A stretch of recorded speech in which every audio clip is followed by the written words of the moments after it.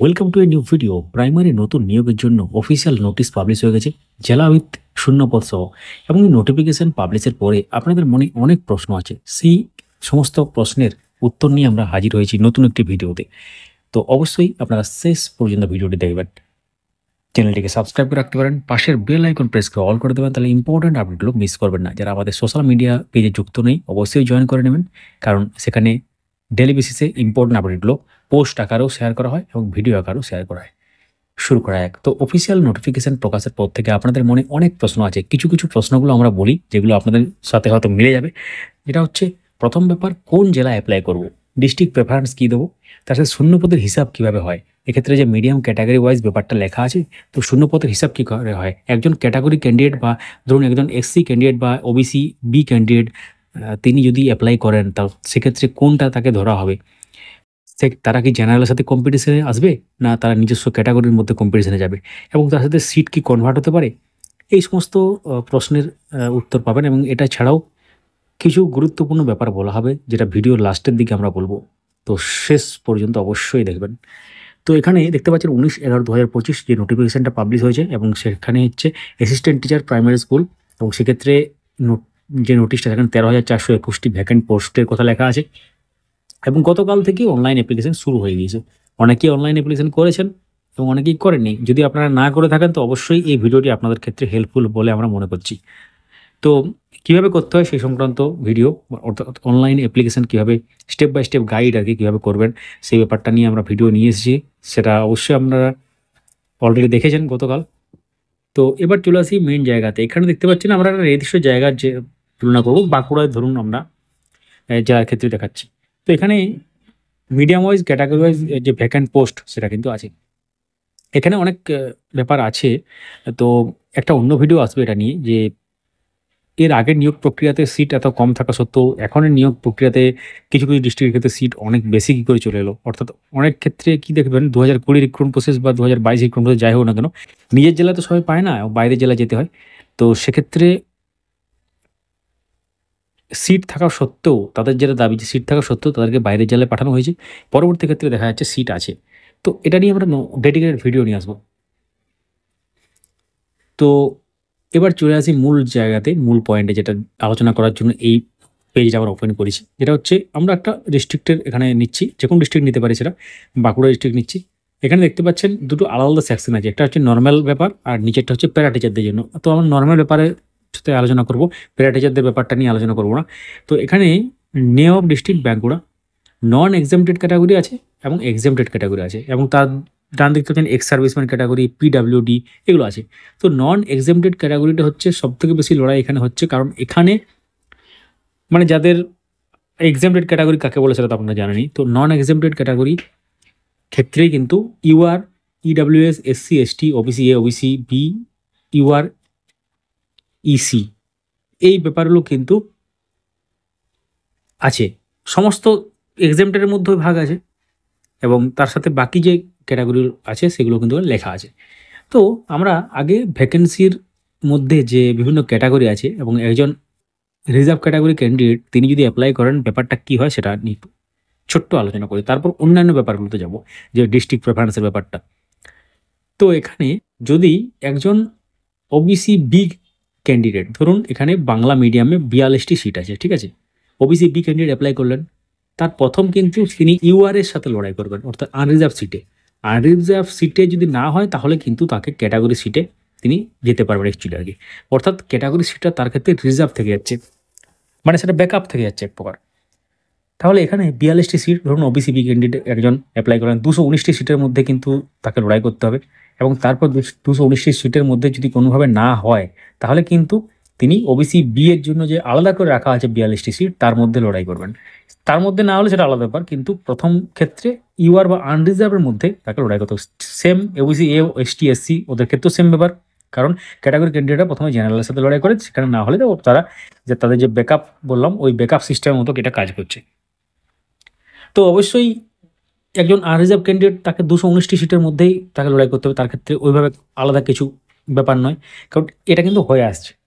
পরবর্তী ক্ষেত্রে policy change বা যাই হোক সেটা পরের ব্যাপার, কিন্তু এইভাবে কিন্তু আগের রিক্রুটমেন্ট প্রসেসগুলো হয়ে আসছে।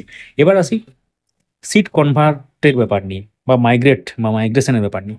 তো এক্স সার্ভিসম্যান ক্যাটাগরি আছে এবং আদার্স যে ক্যাটাগরি যেগুলোতে ধরুন নিয়োগ প্রক্রিয়া শেষের দিকে বা নিয়োগ প্রক্রিয়ার মাঝামাঝি সময়েও কী হয়, যদি দেখা যায় যে এই ধরনের ক্যাটাগরি নেই, ধরুন এক্স সার্ভিসম্যানের কোনো ক্যাটাগরি নেই, সেগুলো অনেক সময় কনভার্ট করে ইউআরএ বা অন্যান্য ক্যাটাগরিতে রূপান্তরিত করা হয়। তাহলে কি হয়, সাধারণ চাকরি প্রার্থী যারা আছে তারা অনেকেই সুযোগ পায়, কারণ এক্ষেত্রে সিট সংখ্যা সীমিত, ক্যান্ডিডেট অনেক বেশি, যদিও আশানুরূপ সিট বা ভ্যাকেন্সি দেওয়া হয়নি পরীক্ষার্থী বা চাকরি প্রার্থীদের কথায়। তো এখন এইভাবে কিন্তু কনভার্সনটা একটা ব্যাপার থাকতে পারে, সেটা এখন আপনারা মাথায় নেবেন না, মাথায় এখন ধরবেন 13,421। শুনতে অনেক বেশি লাগছে, কিন্তু সিট সংখ্যা ধরুন আপনি বাঁকুড়া জেলার ক্ষেত্রে যদি অ্যাপ্লাই করেন, সংখ্যাটা হচ্ছে বেঙ্গলি মিডিয়ামের ক্ষেত্রে আনরিজার্ভ যদি ধরা হয় 219টি। এরপর আসি মেন ব্যাপারে, যেটা নিয়ে আমরা একটু আগে বলছিলাম যে একটু পরে আলোচনা করছি, সেটা হচ্ছে প্রেফারেন্স কীভাবে দেবেন। অর্থাৎ প্রথমেই আপনারা যখন অনলাইন ফিল আপ করবেন ফর্মটা, প্রথমেই থাকবে ডিস্ট্রিক্ট প্রেফারেন্স বলে একটা জায়গা আছে, মানে কোন ডিস্ট্রিক্টের জন্য আপনি অ্যাপ্লাই করতে চাইছেন। কারণ এক্ষেত্রে আপনারা এর আগে যদি একটু নজর রাখেন, আগের নিয়োগ প্রক্রিয়াতে যেটা 2020 রিক্রুটমেন্ট প্রসেস বা 2022 রিক্রুটমেন্ট প্রসেস, সেখানে কি হয়েছিল, ডিস্ট্রিক্ট যারা নিজের ডিস্ট্রিক্টে যারা পাচ্ছিলেন, মানে চান্স পাচ্ছিলেন, তাদের ক্ষেত্রে কাউন্সিলিং বলুন সেটা কিন্তু আগে হয়, মানে চাকরি পাওয়ার যে ব্যাপার সেটা কিন্তু তাদের ক্ষেত্রে আগে থাকে, তারপর স্টেট ওয়াইড বা রাজ্যব্যাপী যে ব্যাপার সেটা হয়। তো বাই দ্য ওয়ে একটা প্রশ্নের উত্তর দিয়ে দিই, আপনারা অনেকেই বলছিলেন যে জেলা ভিত্তিক হবে না রাজ্যভিত্তিক হবে। প্রশ্নের উত্তর হচ্ছে প্রথমে জেলা ভিত্তিক হবে। জেলা ভিত্তিক বলতে যদি যারা নিজের ডিস্ট্রিক্টে পেয়ে যাবে বা যে ডিস্ট্রিক্ট প্রেফার ডিস্ট্রিক্টে পেয়ে যাবে, নিজের ডিস্ট্রিক্ট বলে ভুল হবে, কেউ ধরুন অন্য ডিস্ট্রিক্টে অ্যাপ্লাই করতে পারে, প্রেফার ডিস্ট্রিক্ট দিতে পারে, সেটা আলাদা ব্যাপার। প্রেফার ডিস্ট্রিক্ট পাওয়ার পর স্টেট ওয়াইড কাউন্সিলিং হবে এবং সেখানে আপনারা অপশান পাবেন, সম্ভবত অপশান পাবেন, সেই অপশান অনুসারে অর্থাৎ প্রেফারেন্স দিতে পারবেন 1 থেকে 6টা বা আদার্স প্রেফারেন্স থাকবে আদার্স ডিস্ট্রিক্টে, সেই ডিস্ট্রিক্ট অনুসারে কিন্তু আপনার র্যাঙ্ক ওয়াইজ হবে। জেলার একটা র্যাঙ্ক থাকবে আপনাদের এবং রাজ্যব্যাপী একটা র্যাঙ্ক থাকবে। জেলার র্যাঙ্ক ধরুন সাপোজ ইনকেস আপনার র্যাঙ্ক ধরুন 89 এবং রাজ্যের র্যাঙ্ক হচ্ছে 3015টা, তো এই ধরনের র্যাঙ্ক হতে পারে, আমি উদাহরণ দিলাম। তো জেলার ক্ষেত্রে কি হবে, যে প্রেফার ডিস্ট্রিক্ট আপনারা দিয়েছেন সেই প্রেফার ডিস্ট্রিক্টে যেসব কাউন্সিলিংগুলো হবে সেখানে যদি আপনারা সুযোগ পান অবশ্যই ভালো ব্যাপার, যদি না সুযোগ পান আপনার ক্ষেত্রে কিন্তু রাজ্যের ব্যাপার খোলা আছে, অর্থাৎ আপনাদের যে পরবর্তী ক্ষেত্রে যেসব চয়েসগুলো দিতে বলা হবে 2, 3, 4, 5 করে 6 করে, তো এই চয়েসগুলোর অনুসারে কিন্তু র্যাঙ্ক ওয়াইজ হবে। এটাও কিন্তু মিডিয়াম ওয়াইজ ক্যাটাগরি ওয়াইজ পুরো ব্যাপারটা হবে, এমনটা নয় যে আপনারা যেমনভাবে র্যাঙ্ক দিচ্ছেন সেইভাবে নয়, এটা কিন্তু অনেক ব্যাপার আছে ভেতরে ক্যাটাগরি সংক্রান্ত ব্যাপারে আর কি। তো এইভাবে হবে, অর্থাৎ প্রথমে নিয়োগটা হবে জেলায় ডিপিএসসি ওয়াইজ নিয়ে, অর্থাৎ প্রেফার ডিস্ট্রিক্টে যদি পেয়ে যান তাহলে কিন্তু চাকরির সম্ভাবনা আগে থাকছে এবং সেটা 1-2 মাসের মধ্যে বা 3-4 মাসের মধ্যেও কিন্তু পরবর্তী যে রাজ্যব্যাপী হয় সেটা কিন্তু হয়ে যায় সাধারণত। কিন্তু 2020 বা 16,500 ক্ষেত্রে আমরা দেখেছি যে অনেক ডিলে হয়েছিল, ফেব্রুয়ারি মাসে হয়েছিল জেলায় নিয়োগগুলো, তারপর মাঝখানে থমকে গিয়েছিল নিয়োগ প্রক্রিয়া, অনেক চাকরি প্রার্থীরা অনেক আন্দোলন করেছিলেন এবং লড়াই চালিয়েছিলেন, তারপর আলটিমেটলি যে স্টেট ওয়াইড যে ব্যাপার সেটা কিন্তু হয়েছিল ব্যাপার, কারণ ওই রিক্রুটমেন্ট প্রসেসে প্রথমবার স্টেট ওয়াইড যে ব্যাপার সেটা কিন্তু ইন্ট্রোডিউস করা হয়েছিল। কারণ এক্ষেত্রে আপনারা যে সহজভাবে বোঝেন ব্যাপারটা, যারা আগে চাকরি জন্য চেষ্টা করেছেন প্রাইমারি ক্ষেত্রে 2016 রিক্রুটমেন্ট প্রসেস বা 2017 সালে যে নিয়োগটা হয়েছিল সেখানে কিন্তু ডিপিসি ওয়াইজ হয়েছিল, সেখানে কোনো রাজ্যব্যাপী ব্যাপার থাকেনি, তার জন্য অনেকেই সেখানে অকৃতকার্য হয়েছিল। অকৃতকার্য বলতে তারা কিন্তু চান্স পাননি নিজের জেলায়, সেই জন্য অন্য জেলায় বা স্টেট ওয়াইজ হিসাবে তাদেরকে নিয়োগের কোনো সুযোগ দেওয়া হয়নি।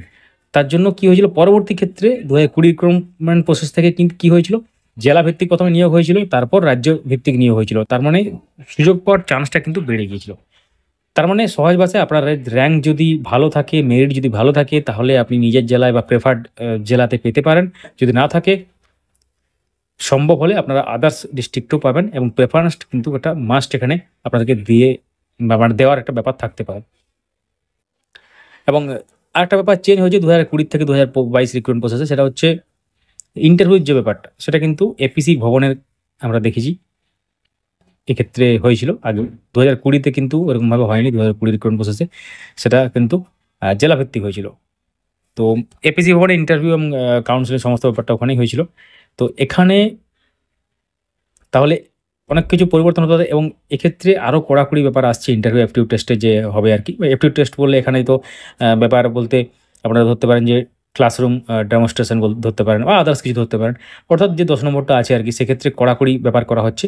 অর্থাৎ নম্বর যেটা দেওয়া হবে, ইন্টারভিউয়ের যে নম্বর দেবেন সেটা কিন্তু সার্ভারে চলে আসবে। এরকম ধরনের ব্যাপার আগেও আমরা শুনেছি। তো খুবই কড়াকড়ি করা হচ্ছে এবং একদম সিকিউর ব্যাপারটা করা হচ্ছে আর কি। এবং ভিডিওগ্রাফি তো থাকছে, সেটা অলরেডি আপনারা আগের রিক্রুটমেন্ট প্রসেস থেকে জেনেছেন। সেটা সেটা আপনাদের অবগত আছে আর কি। তো এক্ষেত্রে তাহলে কিভাবে এখন পুরো প্রক্রিয়াটি সম্পন্ন হয়? প্রথমে ধরুন এক্ষেত্রে নোটিফিকেশন চলে এলো, যেটা আমরা ওপেন করেছি। এই নোটিফিকেশনটাতে কি আছে? পরিষ্কারভাবে উল্লেখ করা আছে যে এটা অনলাইন অ্যাপ্লিকেশনের জন্য, এবং এটা অনলাইন অ্যাপ্লিকেশন যখনই শেষ হবে ইন্টারভিউর জন্য নোটিফিকেশন আসবে, ইন্টারভিউ অ্যাপটিউড টেস্টের জন্য, এবং সেখানে আপনারা পার্টিসিপেট করবেন। সেটারও একটা রেজাল্ট বেরোবে বা কাউন্সিলিংয়ে পার্টিসিপেশনের জন্য ব্যাপার আসবে, অর্থাৎ পরবর্তী ধাপে যাওয়ার জন্য। তারপর সেখানে আপনাদের কাউন্সিলিং হবে।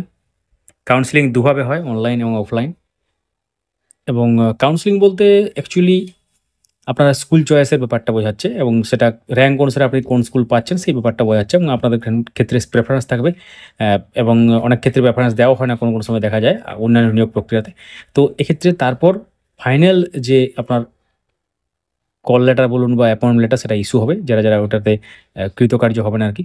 তো তারপর নিজ নিজ স্কুলে জয়েন করবেন। এই প্রক্রিয়াটি সম্পন্ন হতে কিছু মাস সময় লাগে, আপনারা জানেন। তো এটা হচ্ছে আলটিমেট ব্যাপার। তো শর্ট অ্যান্ড সিম্পল ভিডিও ছিল। অবশ্যই ভিডিওটি লাইক করুন, সবার সাথে শেয়ার করুন, এবং মূল্যবান মতামত কমেন্টে জানাতে ভুলবেন না।